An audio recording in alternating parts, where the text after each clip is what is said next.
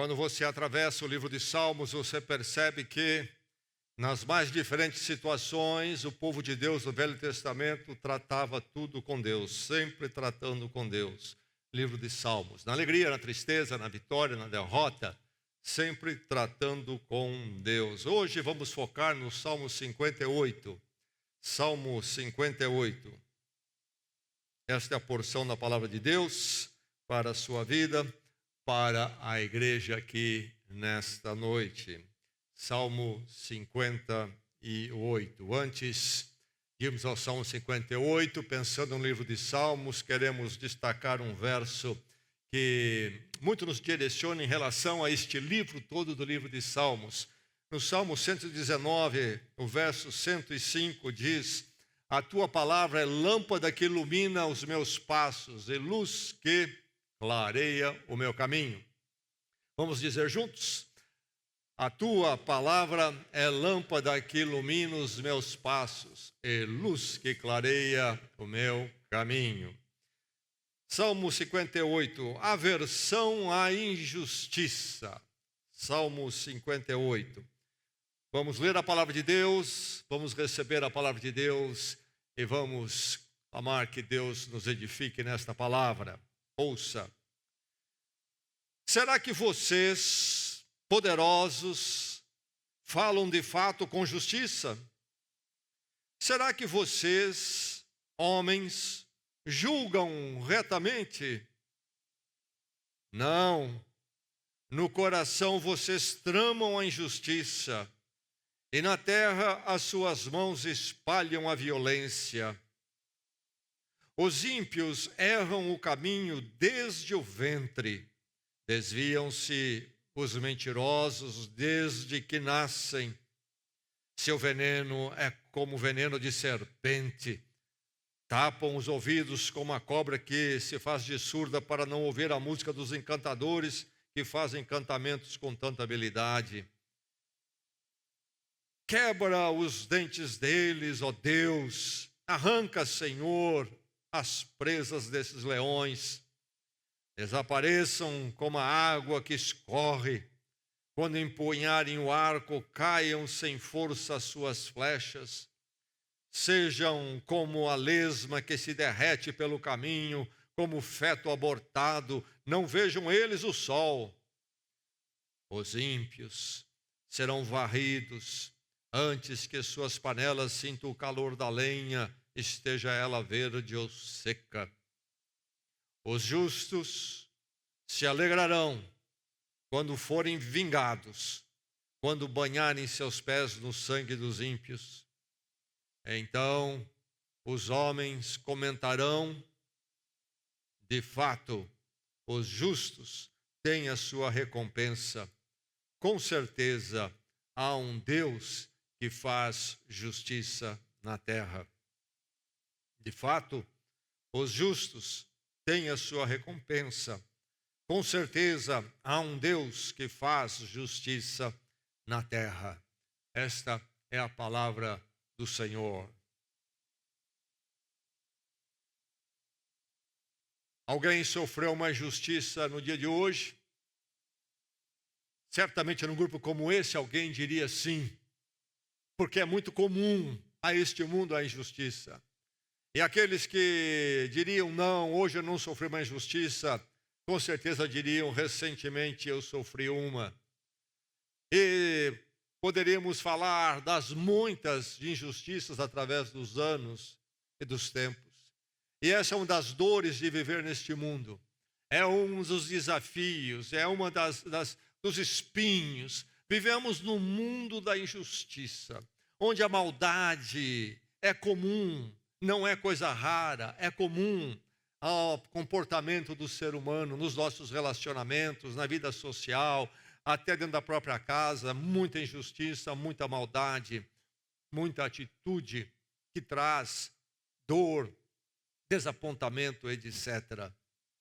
Lembra-se daquela armação que um colega fez? Lembra-se daquela intriga que um vizinho criou? Lembra-se da desonestidade de um parceiro?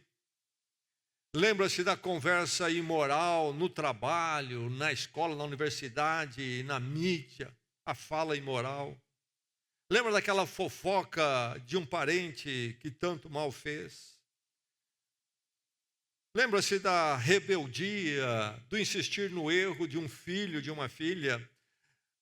Lembra-se do crime que prevalece na sociedade? Lembra-se da corrupção das autoridades? Lembra-se do bandido que assalta e mata? Quanta injustiça, quanta maldade que nos cercam, algumas de formas sutis, aparentemente suaves, mas igualmente malignas, algumas agressivas e frontais, terríveis, mas a injustiça está aí. E o Salmo fala sobre ela.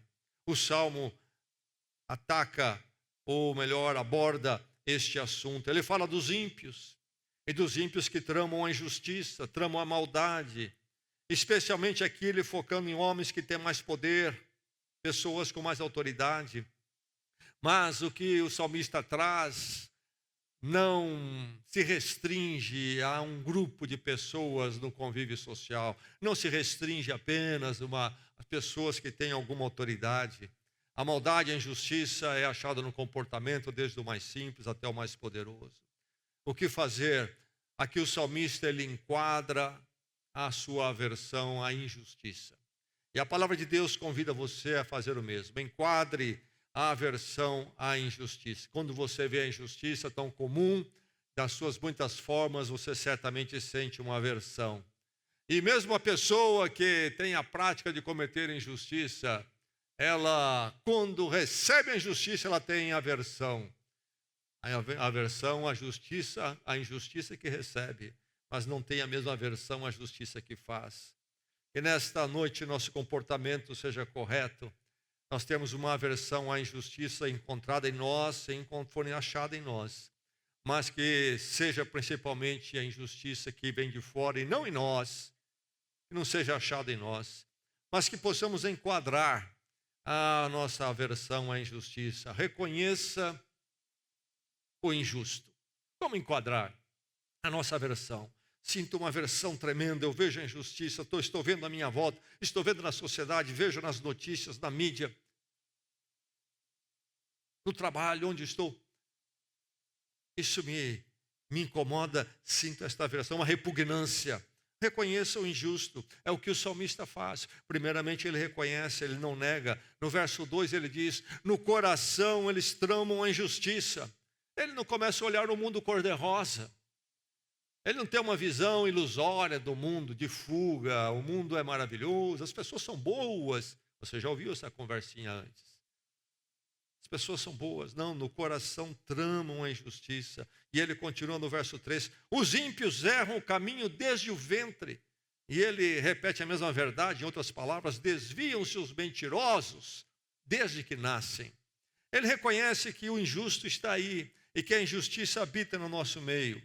Ele faz o diagnóstico e conclui que a presença da injustiça, da maldade é tremenda e marca o ser humano até desde o seu nascimento. O mal, a maldade, a injustiça está enraizada no ser humano que deu as costas para Deus. O ser humano que disse, eu vou viver a vida autônoma de Deus, eu vou fazer os meus caminhos, os meus pensamentos. Vou chamar Deus quando me interessar para quebrar o meu galho. Mas quem comanda realmente meus pensamentos, minha palavra, etc., sou eu. E aí está então o mal tomando conta, o ser humano fica entregue à pior situação possível. O coração humano é irremediável.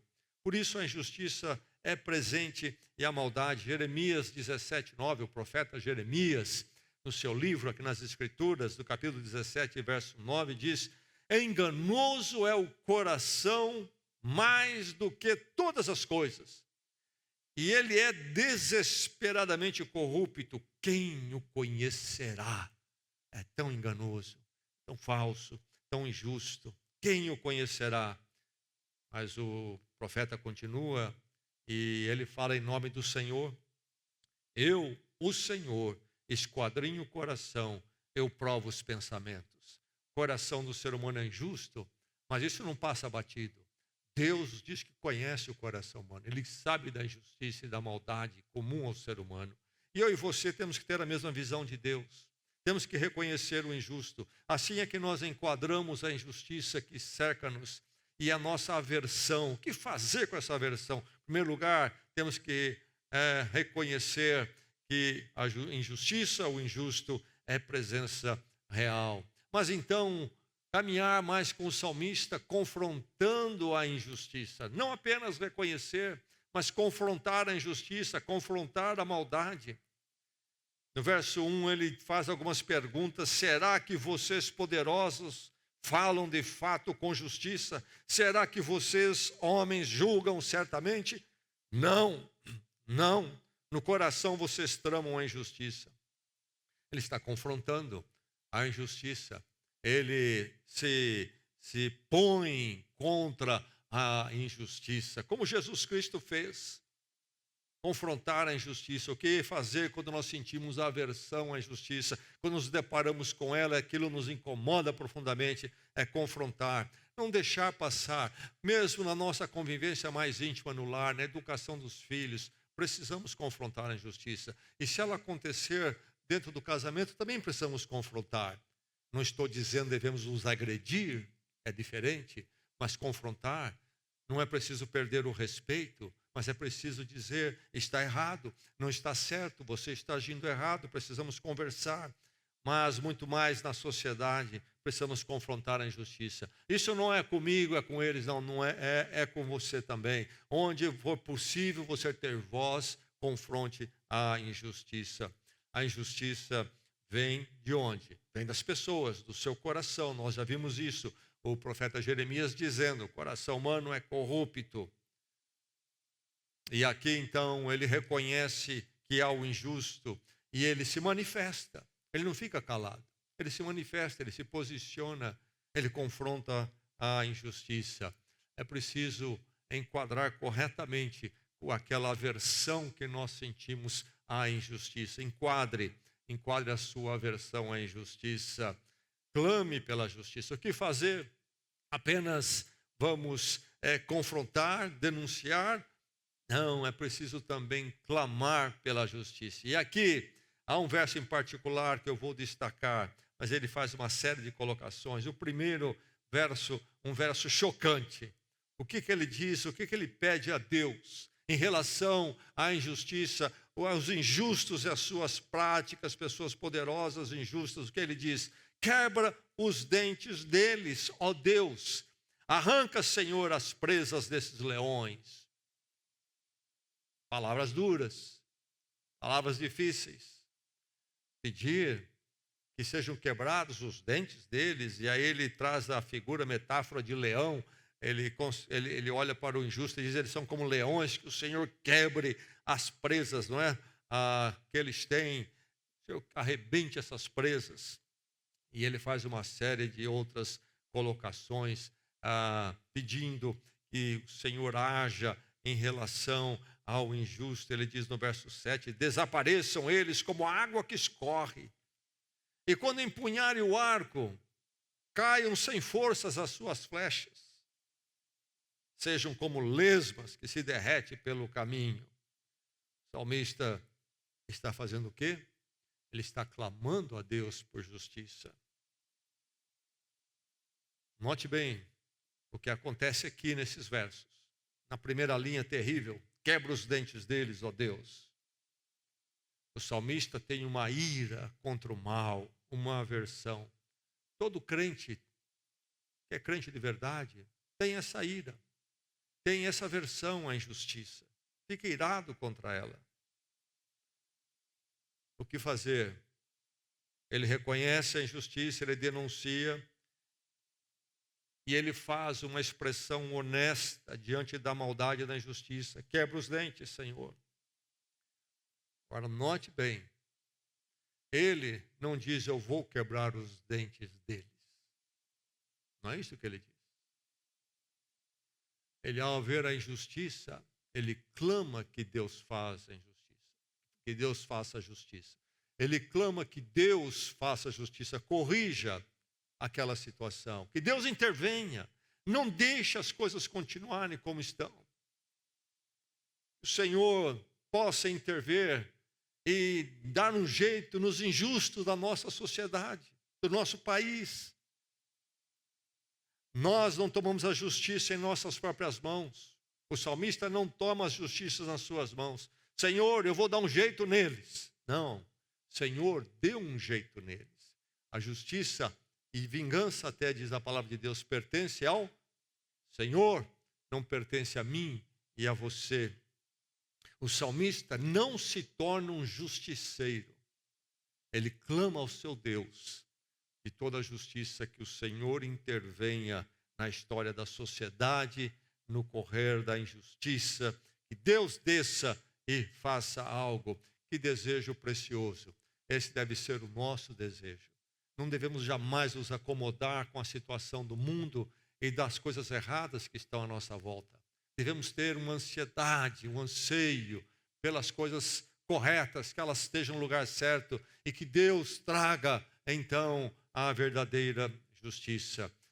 Enquadrar a sua aversão à injustiça, clame pela justiça. Abra o seu coração diante de Deus. Ó Deus, está me incomodando tremendamente. Ó Deus, estou vendo a injustiça e certamente o Senhor também está vendo. Senhor, quando é que é o tempo? Quando o Senhor vai vir? Quando o Senhor vai intervir nisso? Intervenha, Senhor. Traga tempos novos e de refrigério para nós, tempos de retidão.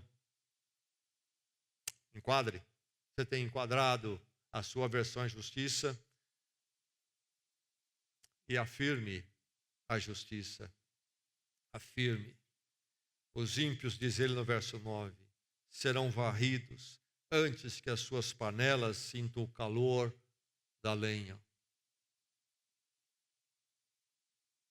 Ele afirma a justiça. Porque ele conhece o seu Deus, e o seu Deus é o Deus da história. A história não é controlada pelo ser humano, mas por Deus. Deus tem a direção que ele vai dar e que ele estabeleceu. Então, ele sabe muito bem que as coisas não vão ficar do jeito que são para sempre. Que há uma justiça de Deus que vai prevalecer. Os seres humanos podem, na sua arrogância, fazerem o que quiserem, mas eles não vão prevalecer finalmente. Deus é quem vai prevalecer. Por isso ele afirma, ele não sente dúvida com relação à justiça. Ele não vê o mundo entregue a si mesmo e fica acomodado, ou talvez até derrotado. Esse mundo é injusto, vai ser sempre assim. O poderoso, o injusto, ele vai sempre ter a sua vez. Tudo vai... Não, há uma justiça. E ele afirma, ele anuncia isto, ele proclama isto. Os ímpios serão varridos antes que as suas panelas sintam o calor da lenha. Quando Deus agir, será poderoso, será tremendamente poderoso. Os reinos deste mundo passam e passam rapidamente. Me lembro que cresci debaixo de um mundo que era dominado por algo chamado a Guerra Fria. E dois lados armados até os dentes com poder nuclear. E vivíamos sempre à beira de um precipício. E eu me lembro que ainda nesse tempo fui morar nos Estados Unidos, estudar lá. E lá me deparei com algo que nós não tínhamos aqui e fiquei, no primeiro momento, assustado e preocupado. Eram tempos ainda de rádio e televisão. Não havia toda essa mídia que temos hoje, de internet, etc. E eu me lembro muitas vezes dirigindo o carro, escutando um rádio, uma estação de rádio, e de repente era interrompida a programação e entrava um zumbido, bem forte, desagradável até. E aquele zumbido continuava por ali uns 15 segundos ou 20 segundos. E logo em seguida vinha um locutor que dizia em poucas palavras o seguinte: este som é um teste, apenas um teste. Se houvesse alguma coisa urgente, você receberia instrução a seguir. E aquela era um sistema da chamada defesa civil, instituído especialmente, por outras razões também, mas especialmente por causa de que os Estados Unidos poderiam em qualquer momento ter um ataque nuclear.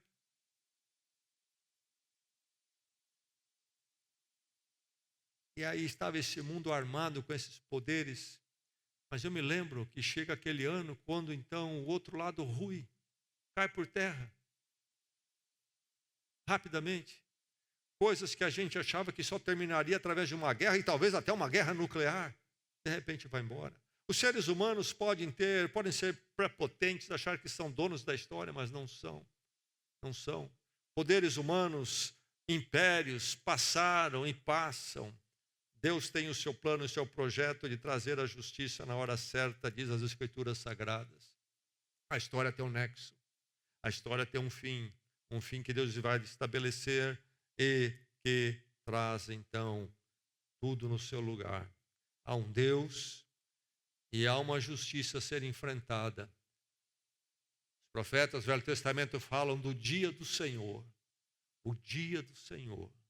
Há esse dia. É esse dia quando os homens vão estar diante dele e deparar com a sua justiça. Homens terríveis, muitos inclusive que prevaleceram e viveram em vantagem através da injustiça. Morreram, parece que morreram bem e por cima de toda vantagem. Há um dia de justiça para eles também. Há um dia de justiça. Os ímpios serão varridos. Há um Deus, há uma justiça a ser enfrentada. Há uma condenação por vir, diz as Escrituras. O livro de Apocalipse, o último livro da Bíblia, e que nos aponta para a consumação, principalmente, nos informa de que há esse dia e esse momento. É preciso afirmar que a justiça de Deus não falha, ela existe, e que o ser humano precisa prestar atenção nisso. Enquadre a sua aversão à injustiça, afirme a justiça, afirme que a justiça é do Senhor e ela haverá de prevalecer. Mas, acima de tudo, diante da aversão na injustiça e que pode nos tornar frustrados, talvez até amargurados, de ver tanta injustiça correndo solto, e ficarmos aí nessa aversão, podemos cair numa situação complicada até, mas enquadrar a aversão de forma correta, enquadrar a aversão da injustiça de forma correta, envolve, acima de tudo, celebrar a justiça. O Salmo tem uma conclusão.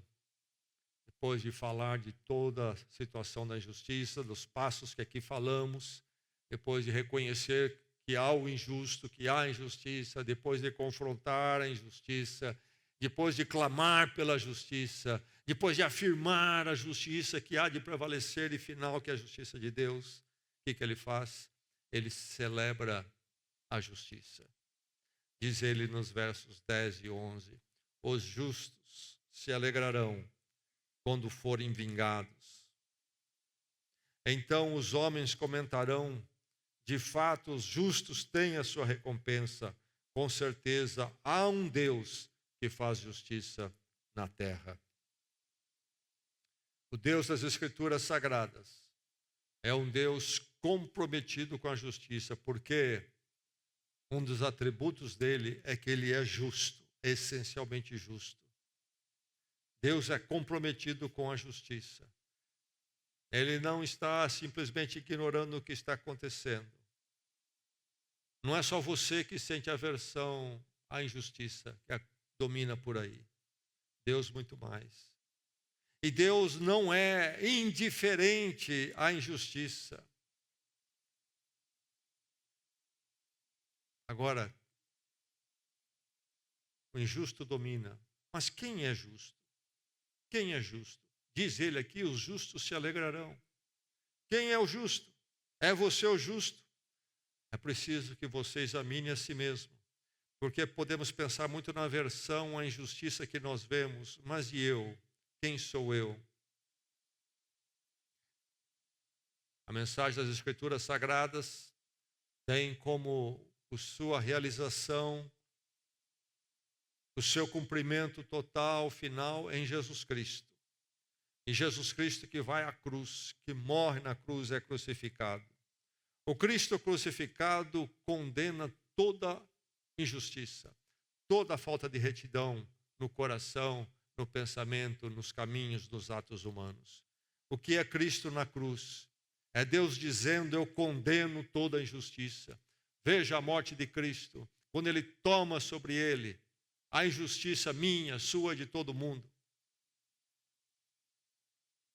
Terrível condenação. Deus não deixa de condenar a injustiça. A cruz de Cristo mostra isso, revela isto. Mas o Cristo crucificado também revela, fala de que há um resgate da injustiça. Quem é justo? Eu? Não, nem você. Nem você. No livro de Romanos, o apóstolo Paulo escrevendo à igreja em Roma, no capítulo 3, depois de uma série de argumentação, ele vai chegar no capítulo 3, verso 11 e dizer: não há um justo, não há nenhum sequer. Aos olhos de Deus, Jeremias, que eu citei, coração humano é desesperadamente corrupto. O Senhor diz: eu examino o coração. Quando Deus examina o coração de todos nós, de todo ser humano, encontra o que ali? Caminhos injustos, falta de retidão, maldade. Mas a cruz de Cristo condena essa situação nossa, mas ao mesmo tempo ela abre a possibilidade de sermos resgatados. Se houver o arrependimento, o reconhecimento de que o meu coração não é reto, que eu careço de perdão, se chegar a esta conclusão lúcida e este peso irresistível que me leva a clamar pelo perdão da cruz, e então aí eu recebo a justificação em Cristo. Ele pagou a minha dívida, a minha culpa, a minha pena caiu sobre ele. Por isso, a minha dívida foi removida. Diante de Deus, em Cristo, eu sou justificado. Eu posso ser chamado de justo, não pelos meus méritos, mas pelos méritos de Cristo por mim na cruz. E os justos se alegrarão, diz o salmista. Essa é a promessa e a visão das Escrituras. Falamos que Deus tem a justiça na sua mão e a história da humanidade, tudo há de caminhar para um encontro com a sua justiça. Mas aqueles que estão em Cristo não haverão de serem julgados, porque em Cristo já foram julgados na cruz e perdoados. Cristo pagou a pena. A questão é: você é um justo em Cristo, porque você pode ser justo somente em Cristo. Não há outro jeito de você se tornar justificado diante de Deus, a não ser num encontro com Deus em Jesus Cristo. Cristo, a minha justificação, Ele morreu por mim. Aí você poderá ser incluído neste grupo. Os justos se alegrarão. Os justos se alegrarão. A verdade é que a injustiça prevalece e aqueles que estão em Cristo sentem uma grande aversão ao ver a injustiça no mundo, mundo longe de Deus. Mas aquele que está em Cristo vive reconciliado com Deus, se expondo à ação de Deus e o trabalho de Deus em sua vida, corrigindo aquilo que precisa ser corrigido em si, mas em paz com Deus, reconciliado com Deus, porque está justificado com Deus. Mas o Deus que controla a história ao ponto de trazer um dia a justiça final, é também o Deus que haverá de estabelecer um futuro para os que estão em Cristo, onde eternamente não haverá mais a injustiça, para todo sempre. aquela cidade maravilhosa que Apocalipse canta e descreve. É uma cidade onde a injustiça jamais entrará. Podemos trazer à memória uma das bem-aventuranças do Sermão do Monte. O que é que Jesus Cristo disse? O Sermão do Monte tem esse nome porque Jesus Cristo profere no monte, mas o monte não tem nada a ver com o conteúdo do sermão. É um nome não muito apropriado. Na verdade, é um sermão sobre o reino de Deus, o dominar de Deus, o propósito de Deus, o plano de Deus para a humanidade. E aquilo que Jesus fala no Sermão do Monte tem tudo a ver com a vida dentro do reino de Deus. Não no mundo todo, o mundo que está aí na injustiça, não acertado com Deus, não busca o perdão em Cristo. Não, não é sobre esse mundo. O Sermão do Monte é sobre a vida debaixo do reinado de Deus, aqueles que já por clamarem pela morte de Cristo, entregaram suas vidas ao reinado de Deus. Mas uma das bem-aventuranças diz o quê? Mateus 5, 6. Bem-aventurados que têm fome e sede de justiça. Por que eles são bem-aventurados? Por quê? Felizes, abençoados, os que têm fome e sede de justiça. Por quê? Jesus completa. Porque eles serão fartos. Um dia, toda a injustiça terá passado. Um dia, não seremos mais importunados pela injustiça. Um dia, não mais a aversão à injustiça será o nosso sentimento, porque estaremos debaixo do reinado pleno de Deus, onde o mal não mais entrará. Então os homens comentarão, diz o verso 11 do Salmo 58, então os homens comentarão, de fato, os justos têm a sua recompensa. Esse salmo vai se realizar plenamente somente quando então aquele que tem fome e sede de justiça for farto. Este será no reinado de Deus eterno naquele glorioso dia. Enquadre a sua versão à injustiça. Acima de tudo, celebre a justiça. Celebre a justiça. O reino de Deus está aqui, dominando aqueles que são deles em Cristo. E haverá a realização plena deste reino, onde não mais a justiça será achada. Louvado seja Deus por isso. Vamos orar. Ó Deus, em verdade, caminhamos num mundo terrível. A injustiça, a maldade, a corrupção, o erro habita dentro dos lares, nos relacionamentos mais próximos. Ataca o ambiente profissional, envolve o ambiente político, destrói muitas vezes, contamina o ambiente econômico, se espalha na sociedade. Senhor, como é terrível ver esta injustiça, essa corrupção toda. Senhor, ensina-nos, quando sentimos esta aversão, a enquadrá-la segundo a perspectiva da Tua palavra. Que possamos nos manter firmes, reconhecendo a injustiça, jamais darmos descontos para ela. Que possamos sempre, Senhor, clamar por justiça e jamais nos acomodarmos à injustiça.